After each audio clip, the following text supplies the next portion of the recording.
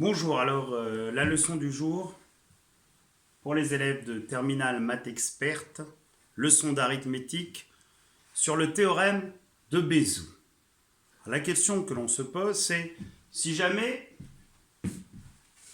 on considère l'équation diophantienne, donc le principe est le suivant, soit A et B, deux entiers relatifs non nuls, donc A c'est un entier relatif non nul, donc appartenant à Z étoile, ainsi que B. Et on cherche alors à savoir si l'équation dite diophantienne d'inconnus x et y, ax plus by égale 1, admet des solutions elles-mêmes entiers relatifs. C'est-à-dire la question, soit cette équation, sous quelles conditions, portant sur A et B, peut-on affirmer qu'il y a des solutions, d'accord? Donc, il faut que le couple X, Y, solution, appartienne à Z, croix Z, c'est-à-dire que sont tous les deux des entiers. Alors, avant d'énoncer le théorème, on va déjà essayer de comprendre le principe. Alors, si je vous dis, d'après vous, si jamais on venait à considérer l'équation diophantienne, 6x plus 4y égale 1. Cette équation admet-elle des solutions? Et par la suite, est-ce qu'elle en admet une seule, plusieurs, une infinité? Ben, réfléchissez, utilisez un minimum de connaissances en arithmétique pour remarquer quoi? Pour remarquer que 6 et 4 sont tous les deux des multiples de 2 du fait d'être pairs. Donc en multipliant ici par 2, en factorisant, excusez-moi, pardon, on obtiendrait par équivalence 2 facteurs de 3x plus 2y égale 1. Je vous laisse poursuivre. Ben, la réponse est simple. Si jamais cette équation admet des solutions x et y tous deux antirelatifs, alors par somme et produit, donc précisément par combinaison linéaire d'antirelatifs, le nombre 3x plus 2y serait lui-même un entier relatif. Et dans ce cas, qu'est-ce qu'on peut dire? On peut dire que 1 serait un multiple de 2, ce qui est absurde. Donc par raisonnement par l'absurde, on a prouvé que cette équation n'admettait pas de solution. On va faire exactement la même chose si jamais on venait à considérer ici l'équation 10x moins 25y égale 1. En se posant la même question, est-ce que cette équation diophantienne admet des solutions dans Z croix Z? Ben, la réponse est évidente ici. En factorisant par 5, 5 étant le plus grand des diviseurs communs, à savoir le PGCD de 10 et de 25, on obtiendrait 5 facteurs de 2x moins 5y égale 1, qui, toujours par combinaison linéaire d'antirelatifs, aboutirait au fait que dans ce cas, si un couple XY solution existait, alors 2x moins 5y serait lui-même un entier relatif, et dans ce cas, 1 s'écrirait sous la forme 5 fois un entier relatif, 1 serait alors un multiple de 5, ce qui est impossible, absurde. Donc il n'y a pas de solution. Et bien, la question qu'on va se poser maintenant, naturellement, c'est si jamais les nombres A et B n'ont pas de diviseur positif commun à l'exception de 1, c'est-à-dire si A et B sont premiers entre eux. Exemple, si vous considérez tout simplement l'équation diophantienne 2x plus 3y égale 1. Alors là, vous ne pouvez pas faire comme tout à l'heure, je vais factoriser par un nombre strictement supérieur à 1. C'est pas possible, 2 et 3 étant premiers entre eux, leur seul diviseur possible commun positif étant 1. Alors là, ce n'est pas la peine de faire ni application de théorème, ni utilisation de la calculatrice.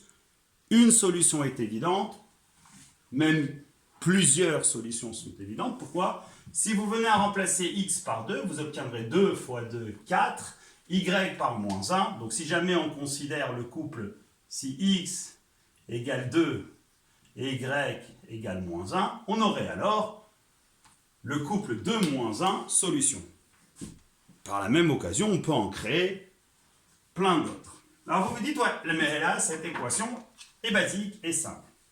Alors on va considérer, cette fois-ci, une équation différente diophantienne, à savoir, par exemple, je ne sais pas, moi, 81x moins 16, même plus 16y égale 1. Alors là, vous allez me dire, ouais, donc 81 s'écrivant sous la forme 9 fois 9, donc 3 puissance 4. 16 s'écrivant sous la forme 4 fois 4, donc 2 puissance 4. 81 et 16 sont donc premiers entre eux. Donc on ne peut pas éventuellement factoriser comme on avait fait en début de recherche. Alors là, vous allez dire, ouais, mais on va faire par tâtonnement, essayer de voir s'il y a une solution. Ouais, je vous laisse, faites-le si vous voulez. Alors, il y en a un qui me dit, monsieur, est-ce qu'on a le droit éventuellement à l'utilisation de la calculatrice? Je lui dis, si jamais tu utilises telle calculatrice, ce serait pour faire quoi? Il me dit, pour, par équivalence, se ramener à une équation, à savoir 16y égale 1 moins 81x, et donc y égale 1 moins 81x sur 16. Je lui dis, très bien, tu es passé en équivalence. Attention, cette fois-ci, le nombre y n'a aucune raison à être un entier. N'oublie pas qu'en arithmétique, on travaille avec exclusivement des entiers, bien que travaillant aussi avec des nombres rationnels. Et je lui dis, alors, tu fais quoi? Il m'a dit, je vais dans le mode table, et dans le mode table, j'utilise y1 égale 1 moins 81x sur 16. Je lui dis, parfait, après tu fais quoi? Il m'a dit, je prends des valeurs de x, et judicieusement, il m'a dit, je prends toutes les valeurs de x entières entre 0 et 15. Je lui ai demandé par la suite de m'expliquer pourquoi il a pris entre 0 et 15, ce qui est bien sûr très judicieux.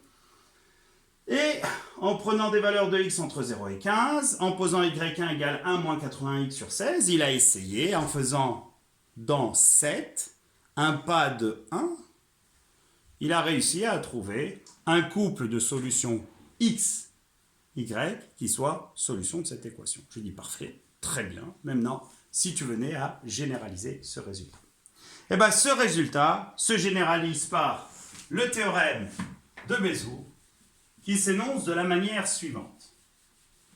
L'équation diophantienne ax plus by est égale à 1 admet dans z croix z des solutions si et seulement si, alors on va dire admet au moins une solution, on verra par la suite combien en admet-il, si et seulement si, donc comme vous pouvez le constater, c'est un théorème d'équivalence, si et seulement si A et B sont premiers entre eux, à savoir PGCD de AB égale 1. Alors vous allez dire, d'accord, maintenant ce théorème, comment faire si on cherchait précisément à le démontrer? Alors le constat, il est évident, c'est un théorème d'équivalence, c'est-à-dire qu'il y a ici une propriété qu'on va appeler par exemple P1, et là une propriété qu'on va désigner comme étant la propriété P2. Et comme tout théorème d'équivalence, si on cherche à démontrer rigoureusement les choses, on va procéder par double implication. C'est-à-dire on va démontrer dans un premier temps que P1 implique P2, puis réciproquement que P2 implique P1, ou l'inverse. Attention, gardez en tête qu'un raisonnement par contraposition se ramène par équivalence à prouver que P1 implique P2, se ramène à prouver que non P2 implique non P1. Donc en gros, démontrer le théorème de Bézout consisterait à soit prouver que P1 implique P2, ce qui reviendrait à prouver que non P2 implique non P1, et par la suite à prouver que P2 implique P1, d'où par équivalence à prouver que non P1 implique non P2. Alors maintenant, on va essayer de définir ce à quoi correspond précisément non P1 et non P2. Alors, si P1, c'est cette équation diophantienne admet au moins une solution, non P1, ça aurait été cette équation diophantienne n'admet pas de solution. Et non P2, ça serait le PGCD de A et B est différent de 1 en ce sens que A et B ne sont pas premiers entre eux. Donc, qu'est-ce qui est simple à démontrer?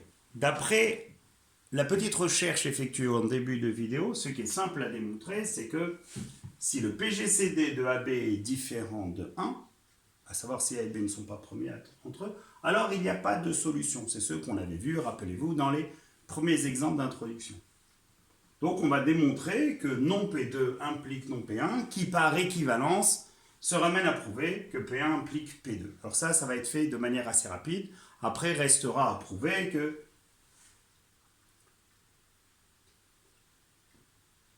si le PGCD égale 1, alors l'équation différéntielle admet au moins une solution. Ça veut dire que P2 implique P1 ou que non P1 implique non P2. Alors là, ça va être plus compliqué. Il y a une astuce. Alors, procédons aux démonstrations. Alors, on a dit que non P2 impliquait non P1. Alors, démonstration.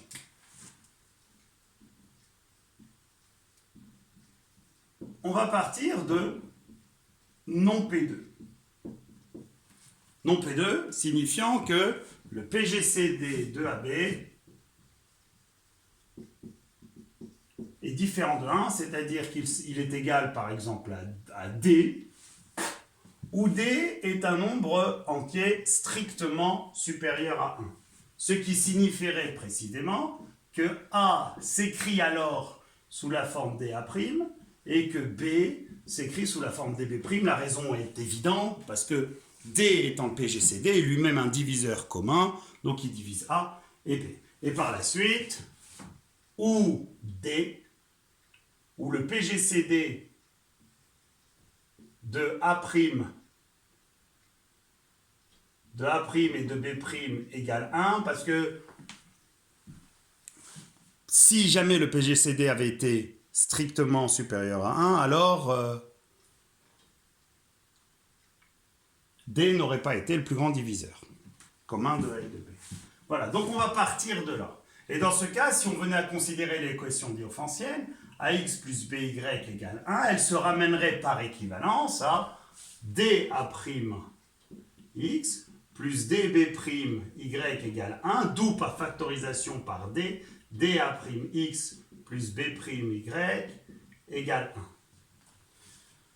Ce qui signifierait, du fait que ce facteur est lui-même un entier, que 1 est un multiple de D, donc D divise 1, ce qui est absurde, puisque D est strictement supérieur à 1. Conclusion. Conclusion. Le PGCD, l'équation différéntielle, donc impossible. Donc ici, ça implique, on va raisonner par implication parce qu'on s'en fiche de l'équivalence, donc ça impliquerait que D divise 1, D divise 1, ce qui est bien sûr impossible.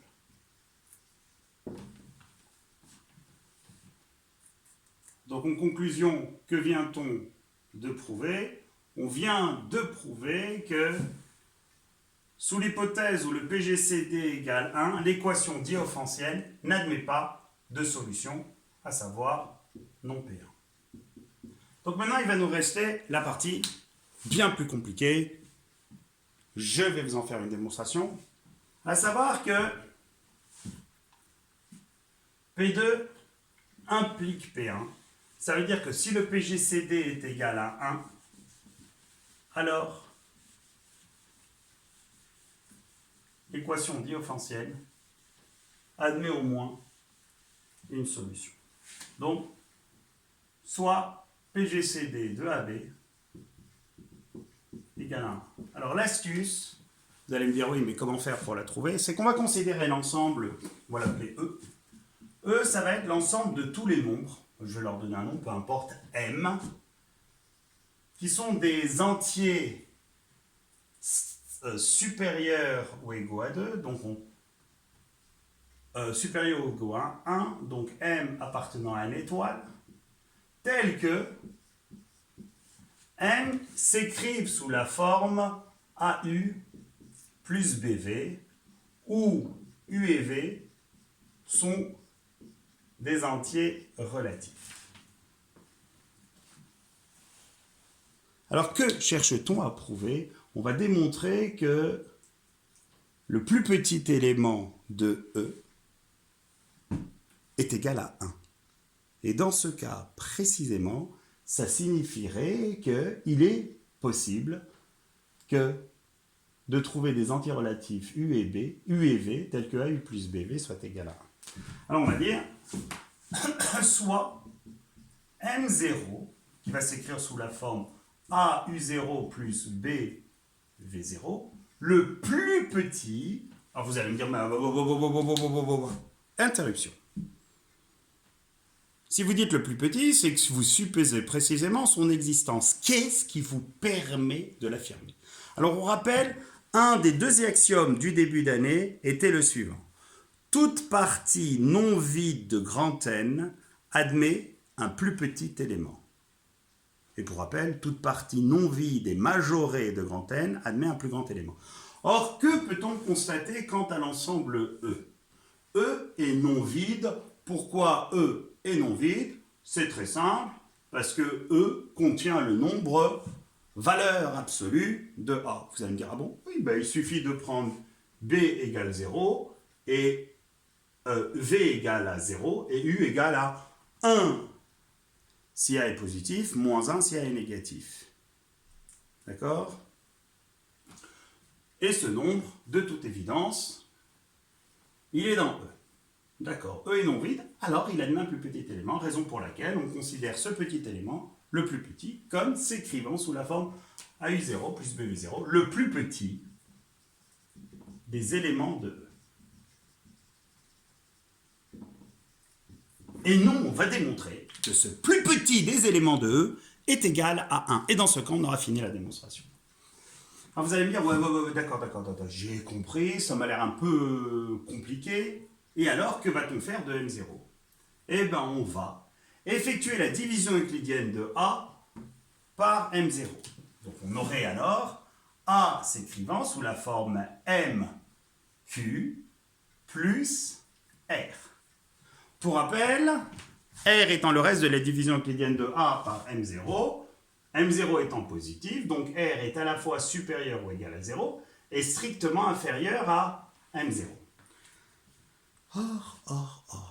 Or quoi? Or ce R, on peut aussi bien l'écrire par équivalence sous la forme AM0 fois Q.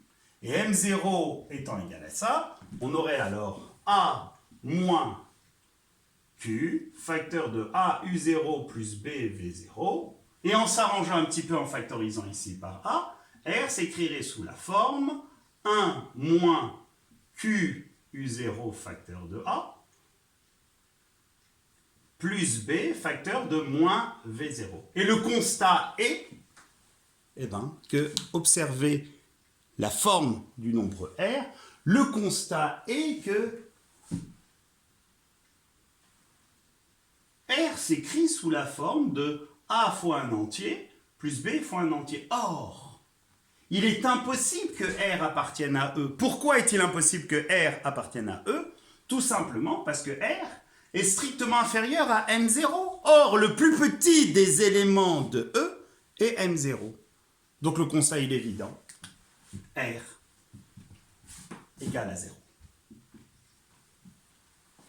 Et pour information, si R égale 0, ça impliquerait que A s'écrit sous la forme M0 fois Q, donc A est divisible par M0.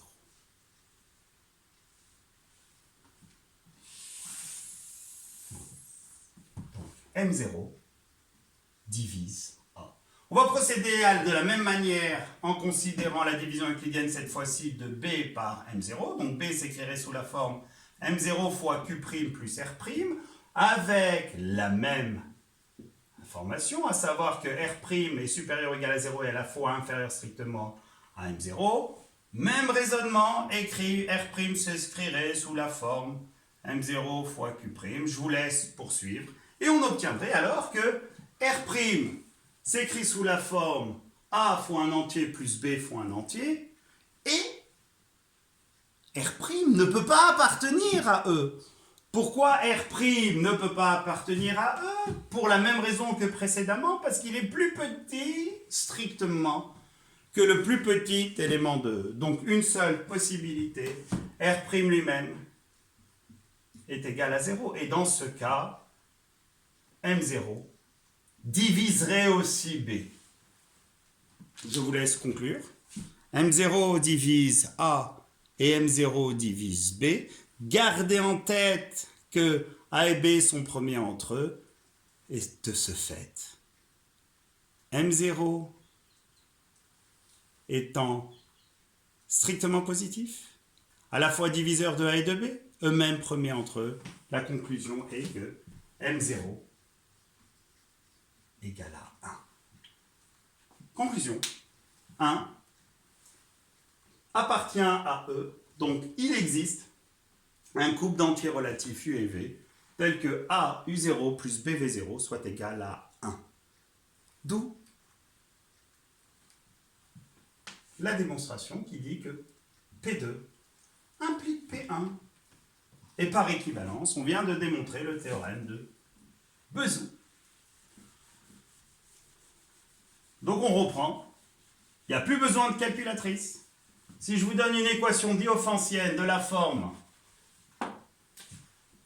AU plus BV égale à 1, où A et B sont deux entiers relatifs non nuls donnés, je vous dis, cette équation diophantienne admet-elle au moins une solution?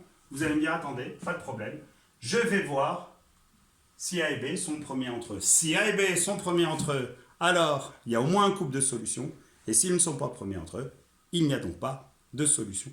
C'est le théorème de Bezout.